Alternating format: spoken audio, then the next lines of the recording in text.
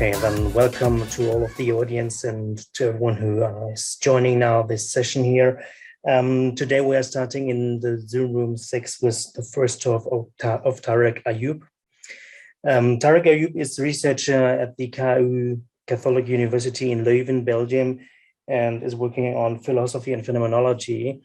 And excuse me, I just have to let someone in. And he's currently researching. I will read now the short CV of you, if it's okay.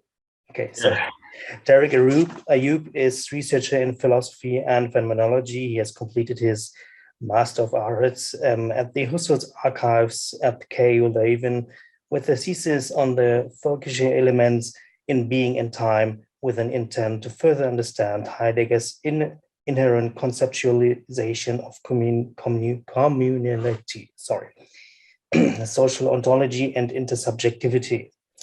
Tareq has been attending a series of conferences and workshops working on multiple research questions on phenomenological interpretations of communal hate and guilt, a phenomenology of mysticism and religion, his attitude, and an understanding on the limitations of transcendental phenomenology, all within the scope of Husserl, Heidegger, Stein, Konrad Martius, Schiller, and Walter.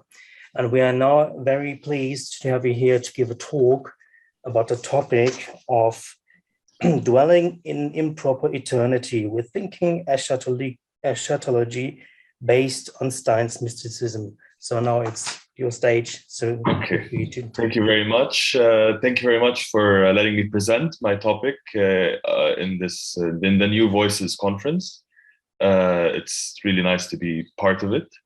And I'll just directly go into my topic. My topic basically is trying to rethink eschatology, or the study of eschatology, based on Edith Stein's phenomenological mysticism. In Roman Catholic theology, eschatology has been traditionally understood as the study of the last things. This is specifically why no branch of theology confronts the soul's immortality as powerfully as eschatology.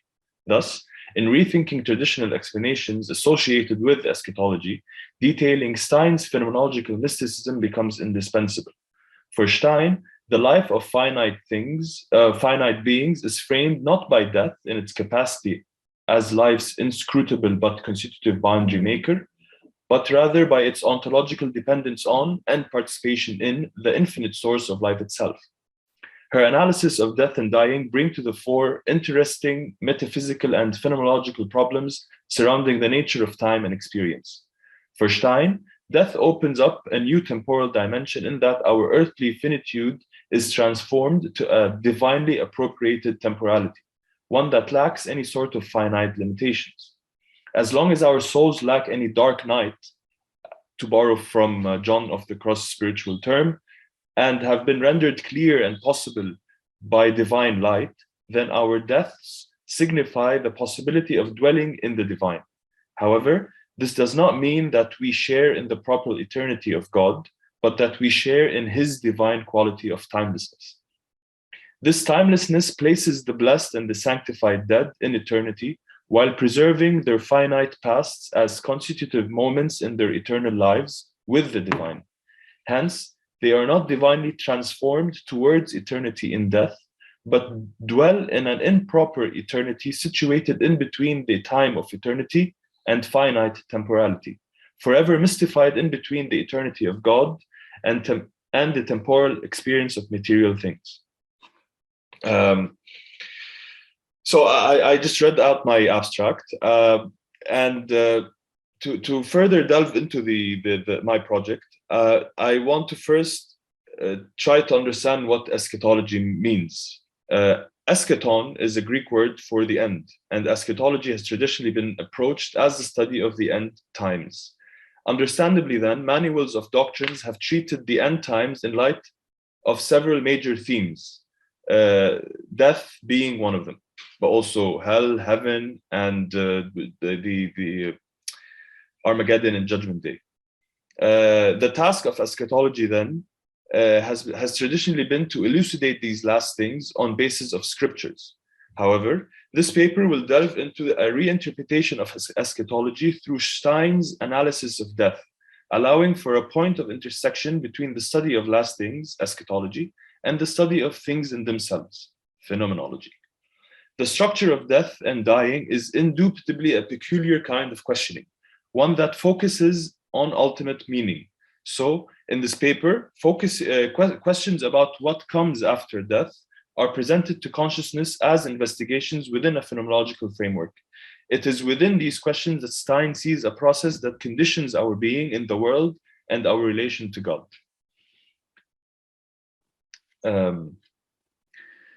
So this would allow me to move to a phenomenology of death and dying. Death is an end of temporal existence as we experience it here and now, with all of its possibilities, failures, limits, and expectations.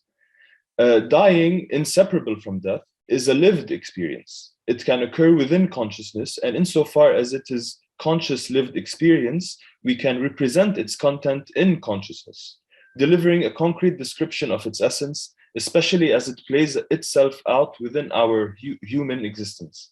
It is in this sense that we can experience or are conscious of our own death as dying within existence.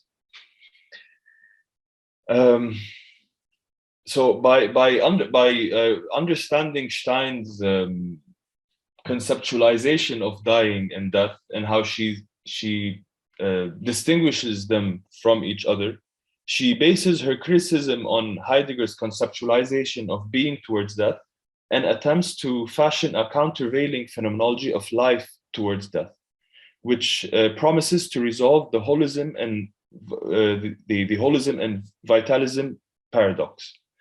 In doing so, I think Stein places the notion of life on a consistent conceptual footing, and that mainly is that of an ontological participation in the transcendence of divine life. So the way I understand this is that through death and dying, or at least through the process of dying, reaching death, Stein realizes that a certain temporal realm opens up, especially for especially for those that are sanctified saints or martyrs. So by further understanding death specifically as an opening of a certain temporal realm or a different temporal realm, she places our ability to die bodily on earth, but maintain a sort of eternal life, an eternal time with God. But at the same time, this is problematic because she also believes that we can never share in God's divinity. We're still finite beings.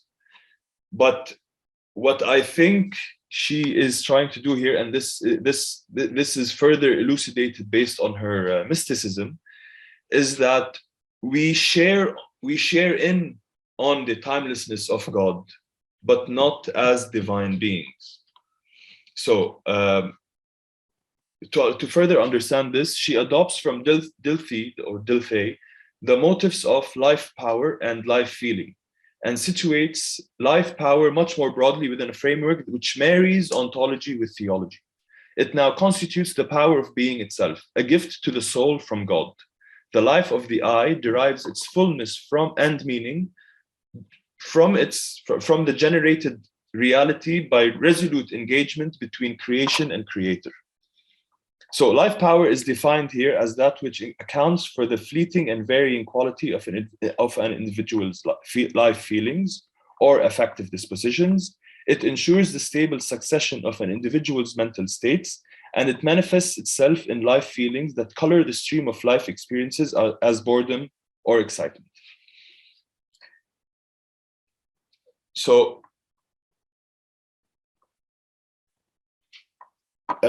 although life or life, our life is finite in the sense that we are embedded in the world, our death further signifies our ability to maintain an eternal. I don't want to use the term life, but to maintain an eternal time, at least, or timeliness, or maybe perhaps maintain a timelessness, because she believes that as saints or martyrs, we do share in a sort of avum, I think she uses the term, where it's the realm of angels. It sounds really ridiculous, but in reality, she believes that our time on earth does not signify our time as beings. So death and dying bring to the fore these two temporal realms, and if anything, show that we are between the two. We are not purely finite temporal beings, as the promise of and belief in eternal life changes our constitutive way of being in the world. Also, we are not purely eternal, as we are subject to time. We have a beginning and have an end. I maintain that Stein takes up the scholastic temporal category of the avium, the in-between time of eternity and finite temporality, traditionally reserved for the angels, and applies it to human beings. Death and dying demonstrate the viability of describing our temporal existence, not as purely finite, but as conditioned by avum and by real anticipation.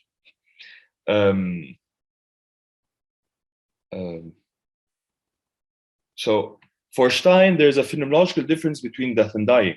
Death is not specifically for myself, such that it excludes and is excluded from a communal intersubjective context. On the contrary, we can learn and experience death communally, developmentally, and intersubjectively through empathy and conscious lived experience.